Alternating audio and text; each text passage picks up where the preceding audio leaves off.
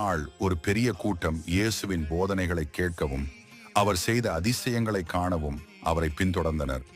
சீஷர்கள் மக்கள் உணவில்லாமல் இருப்பதை பற்றி கவலை அடைந்தனர். அவர்கள் கூட்டத்தை அடுத்துள்ள கிராமங்களுக்கு அனுப்பி உணவு வாங்கச் சொல்ல இயேசுவிடம் கேட்டனர்.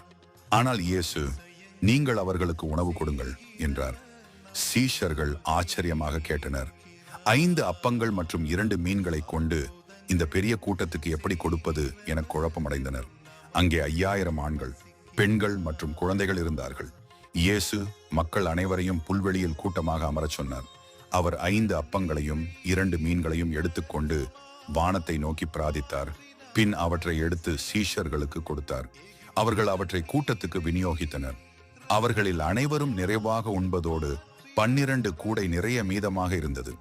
இந்த அதிசயம் இயேசுவின் தெய்வீக சக்தியையும் மக்களை பராமரிக்கும் அவரது அன்பையும் வெளிப்படுத்தியது.